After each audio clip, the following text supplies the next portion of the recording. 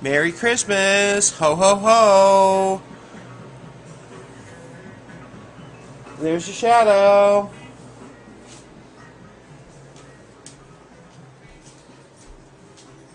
There's also zoom and backup.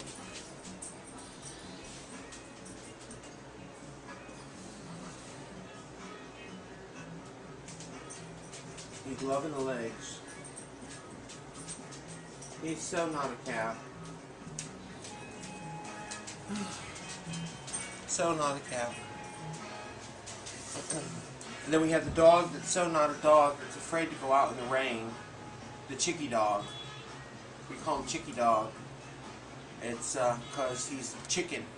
He's afraid he's going to melt. So we had to get, Santa had to get him a nice, genuine, synthetic fleece coat. See? For the Chicky dog. So this way we can put the genuine, synthetic fleece coat on him. And then when it's really cold and it's raining, only when it's raining, he'll go out when it's cold, it's okay, for a little while. But he'll start shivering and then come back in. But when it's raining, he will not go up past the porch stairs. And so hopefully, with something like this, maybe we can teach him that it's not that bad going in the rain. But we'll see. Big old Chicky dog.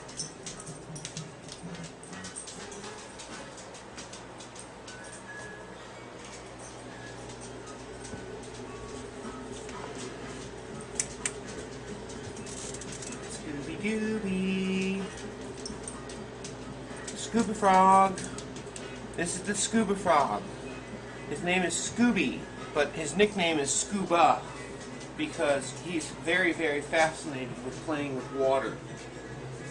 And when there's water running and water in the sink, he's got to get up into the sink and swish the water around and play with it, and then he comes back and snuggles up with you in bed while you're watching TV, and you have this like wet, soggy thing cuddling with you.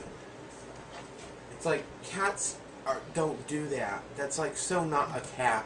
He's attacking his condo. Now he's attacking his condo. He must be working on the Butch gene right now or something. It's a Christmas thing. Who knows? And then the dog and him are going to start wrestling. Yes, we have a cat. Oh, they're wrestling. Look at that. Yes, we have a cat and we have a dog that wrestle. And they play. Ow. And Scooby punches Kaiser in the face, and Kaiser puts Scooby's head in his mouth, and then they horse around and get all kinds of crazy. But Kaiser is so not a dog, he's more like a cat. And the cat is so not a cat, he's more like a, I have no idea, dog? I don't know.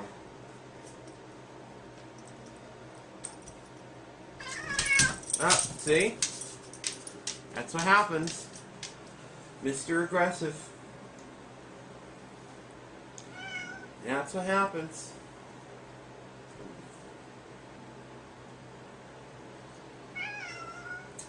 But if Scooby really does hurt Kaiser, Kaiser will eventually haul off and bite him back and hurt him back. But that's only when like things get really, really rough. That's when I usually have to step in and yell at both of them because they like tell them to simmer it down. Anyhow, Merry Christmas. Bye. Good morning. Check it out. It's Christmas Day. Yes, this is the kitchen. And we moved the little Christmas tree in here. And I'm over here converting videos from DVDs and VCDs and everything else under the sun, and getting it ready to go up on my website. And over here we have the oven warming up because we're going to make stuffing, bake it in the oven. And over here we have a fabulous 11-pound ham, ham hock, or whatever you want to call it. And it says ready to, I think it was ready to serve or ready to eat or something, so it's already pre-cooked, pre-boiled or whatever. but it's going to go in the deep fat oilless turkey fryer.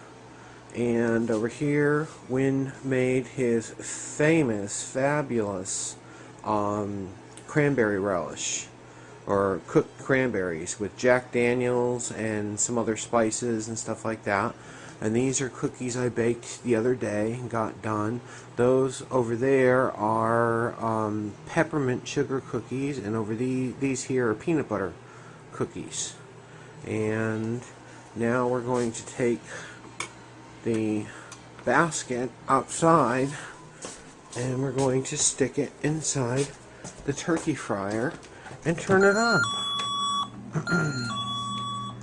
And here's the turkey fryer over here, and the basket goes in like this. Flip that down, and since it's above 40 degrees, we really don't need to put the heat cover reflector on. I think we're going to be okay. Actually, wait a second. No, I want the outside to be crunchier, so I'm going to leave the heat reflector on. I like crunchy outside ham stuff. Then what we do is we go down here and we turn the on and off to on, and then we flip this until it goes poof.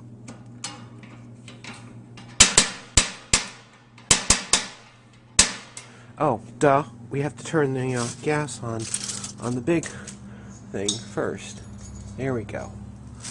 Okay, now we go.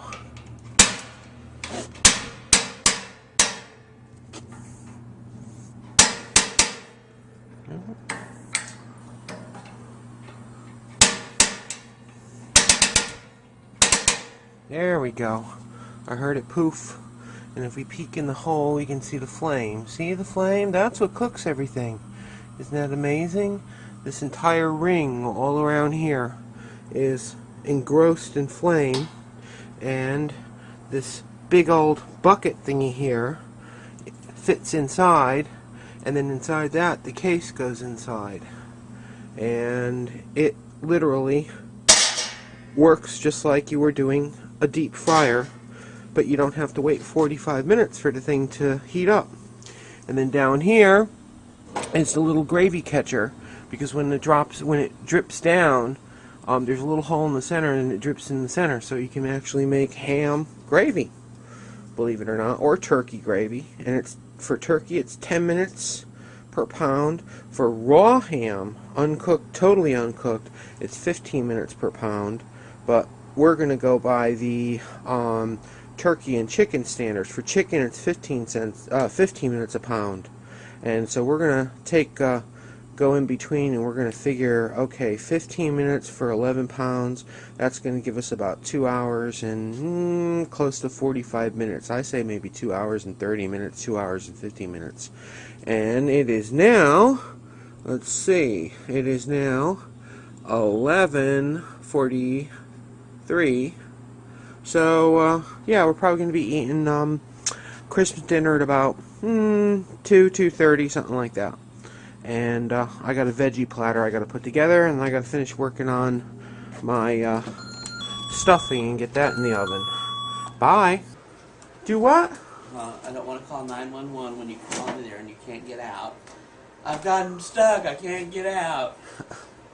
I've fallen and I can't get up. I've fallen and I can't get up. No, Help! I crawled Help in the me. hole. I crawled in the hole. And it won't let me go, and it's dark in here, and I don't know what I did with the batteries. I dropped my flashlight. I need some lubricant.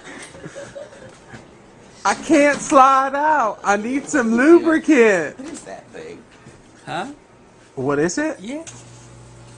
We need to say holy fish. Holy fish. God made us fishermen. Yeah. Yo. What are you doing?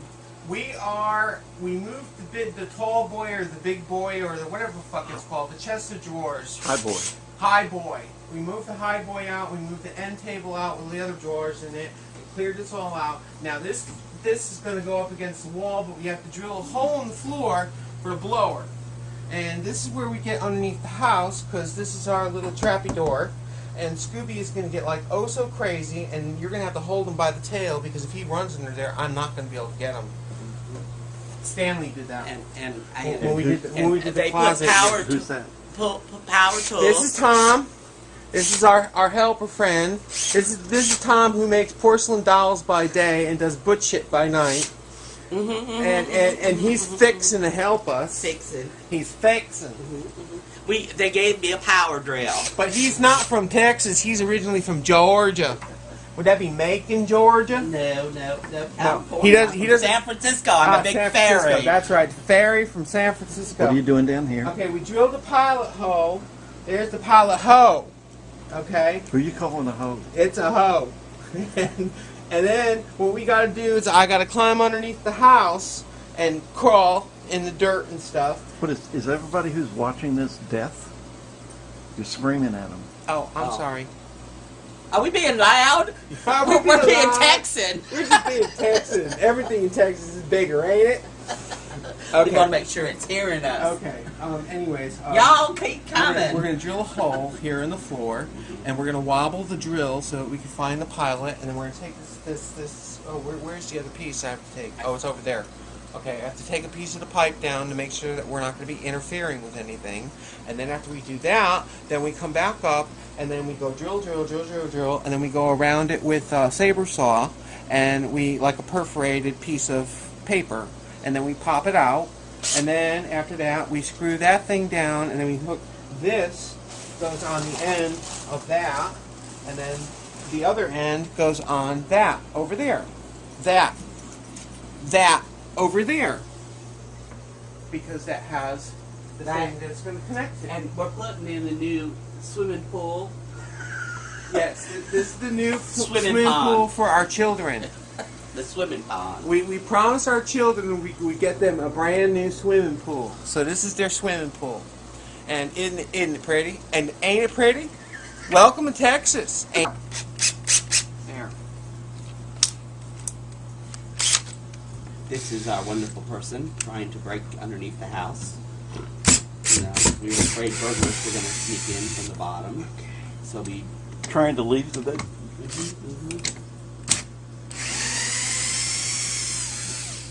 Not breaking and entering, it's breaking and exiting.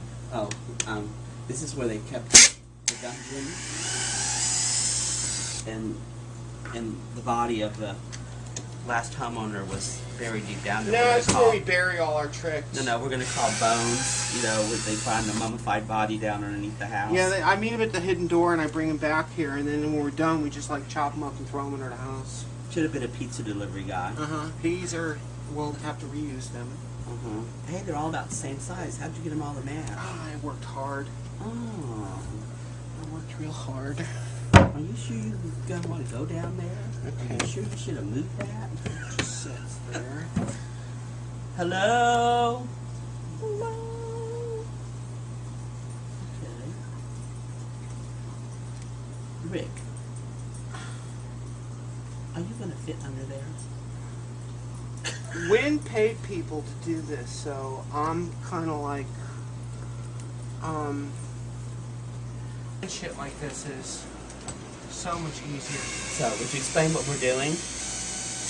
Okay, to him? Oh, he's got the video going. Okay, what we're going to do is we're going to do the hole here for the air vent.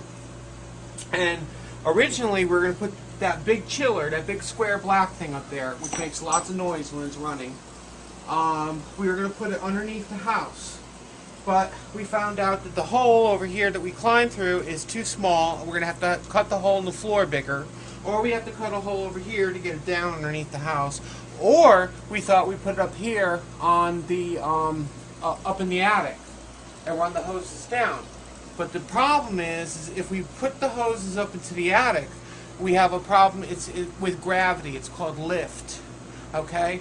And I know what lift means because when we had our old fountain out in the backyard, it was 7 foot tall. It was 6.5 foot tall, and most fountain pumps only lift to 6 feet before they fail.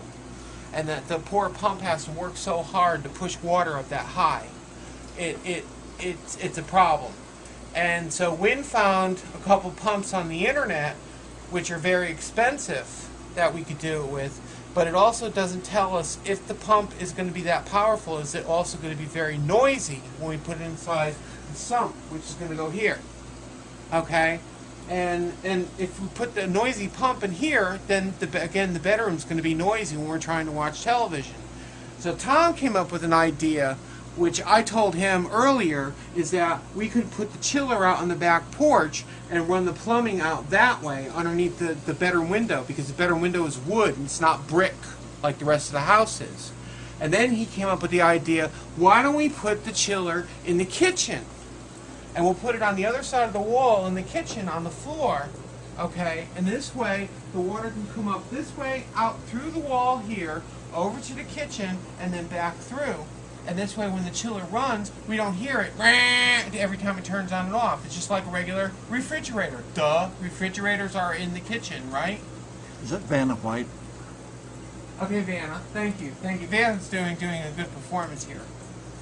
We're running. Okay, so anyway, so what we're going to do is we're going to drill the hole here for the vent, for the air vent, and then we're going to drill three holes here. One for power, one for the water out, one for the water back, and then I think we're going to be in good shape because we don't have to buy like expensive pumps or anything like that, or noisy crap.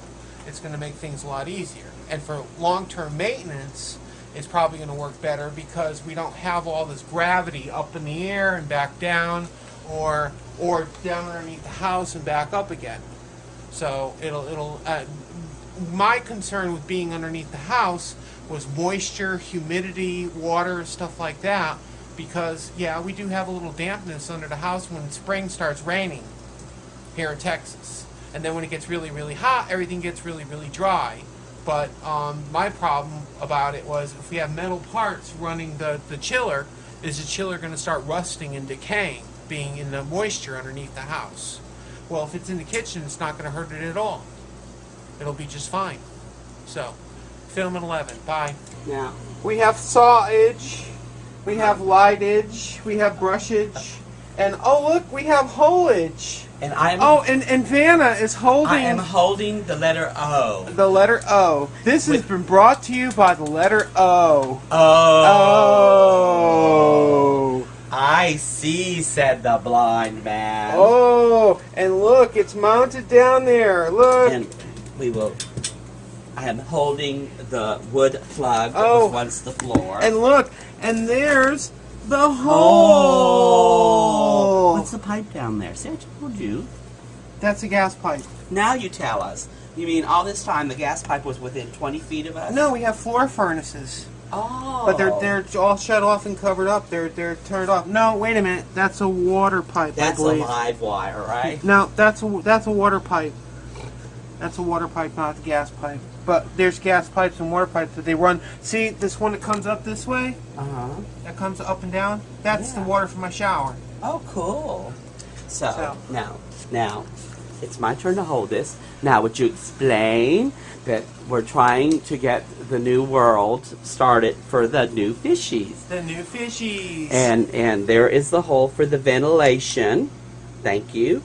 And that's Rick. This is the other hole for the other ventilation. Right. And we were playing with all of these wires. See, Tom does not like wires, and Tom does not like dark spaces. See, and here's the other hole for the other ventilation. Oh.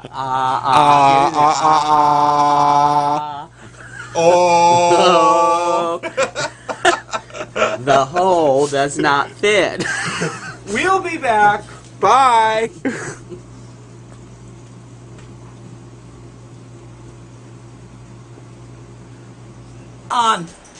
You could have hired a Mexican boy.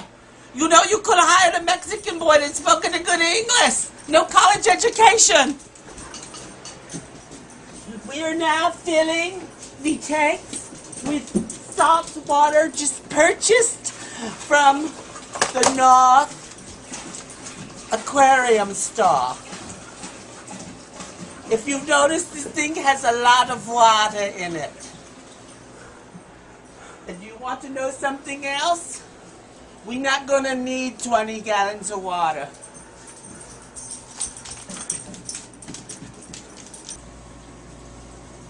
Yep.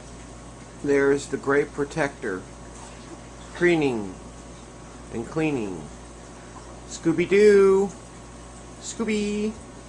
Hi, Scoob. And there's the little fish tank. And here's piles of messes. And over here, here's the big fish tank. Ooh. Ah. Ooh. Yeah. It's the beginnings. We got to get all of our stuff arranged and the live rock put in place, and then the live rock has to come out of that one and go in that one, and then the sand stuff, substrate, I got to make sure I get all the names right, has to go in, and then the fish go over once he does the final chemistry test.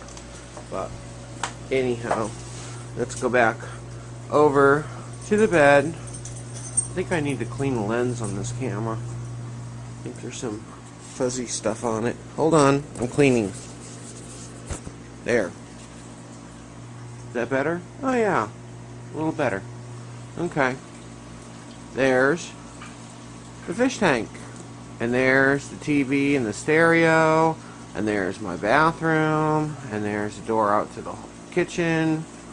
And all of our fabulous IKEA stuff, and that's the canopy that goes on top that produces sunlight, and we're going.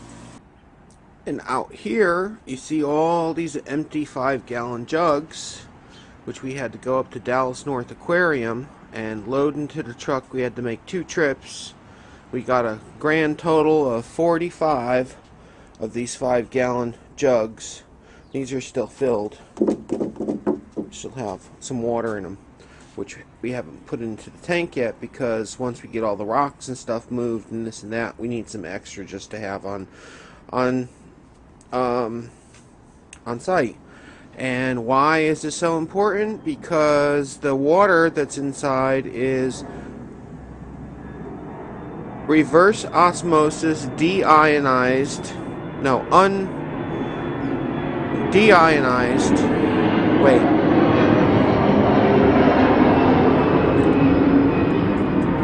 That's one of our Love Field jets going into the airport, which is right down that way.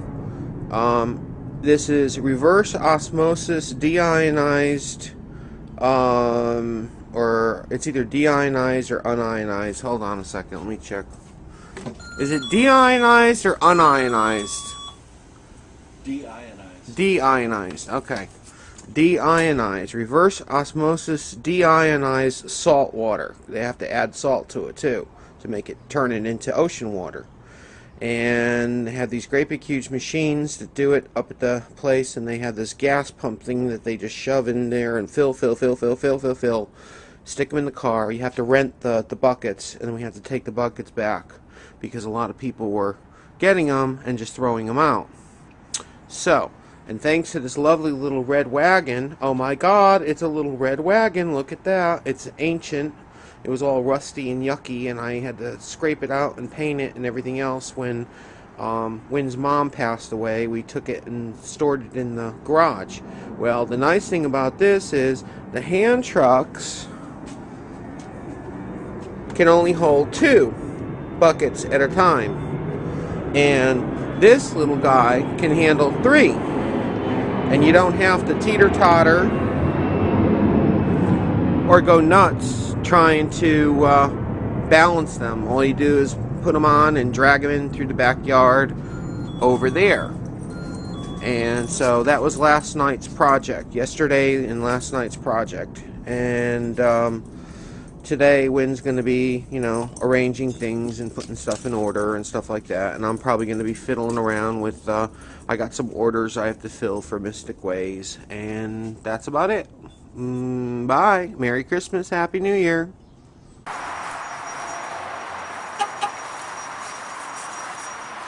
Did you lock the truck?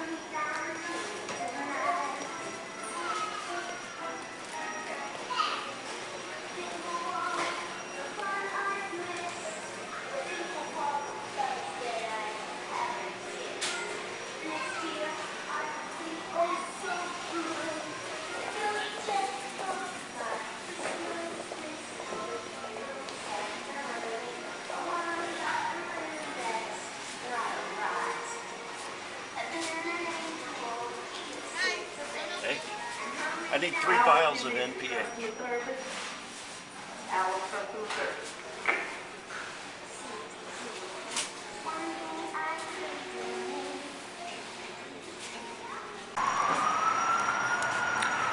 Now we're going back out to the truck, and then we're going to have to drive over to Lowe's to get some stainless steel screws, which Wynn has to use to put the lights together for the fish tank.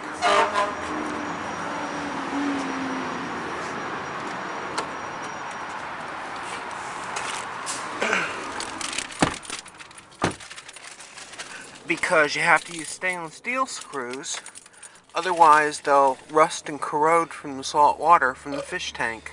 From the reef tank, sorry. Can't call it fish tank, it's reef tank. So, we'll be back. Bye.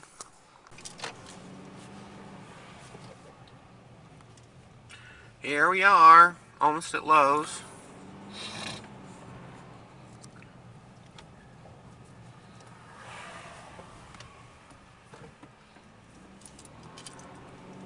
Four days before Christmas. Maybe we'll find some French hens. You never know in this city. Turtle dove. No, that would be 2 days before Christmas. You want to move the cart? Oh, I'm sorry. 4 calling birds, 3 French hens, 2 turtle doves. So, yeah.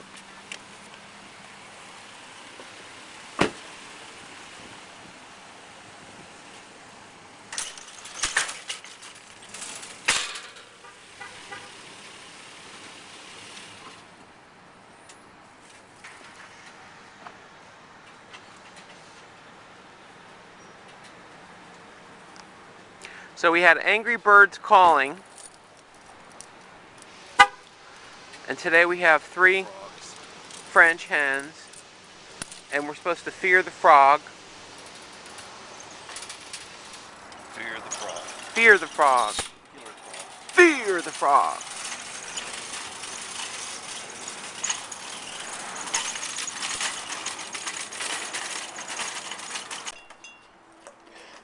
Say hello to the shredder. He picks boards out of the wood pile and he chews them up into little pieces and shreds them all over the place. It's kind of a bizarre hobby, but that's what he likes to do. And as you can see, he's gnawing on that piece of wood and cleaning up his pearly whites, looking oh so cute. Getting ready to bark at the bus that's pulling down the street. Urgh.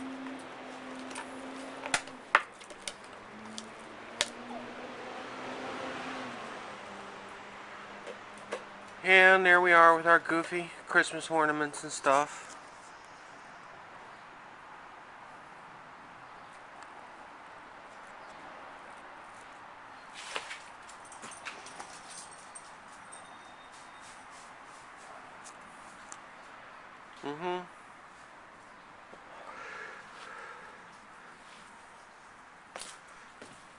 Let's find out what he's chasing.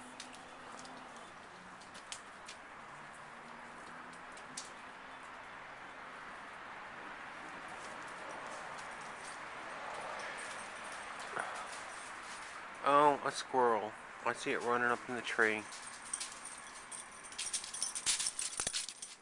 He hates when the squirrels laugh at him when they go he goes nuts. He gets very embarrassed. He thinks they're laughing at him. And then he runs all over the house. And he can run up and down these stairs without even touching the stairs. Mr. Tracker. Because that's what dobies do. They're really good at tracking. And he runs in circles and circles and goes around and then comes up and then goes back, and yep, that's Kaiser. Mr. Keister. Kaiser der Hund, which means Caesar the dog in German. And there's Caesar the dog. Bye.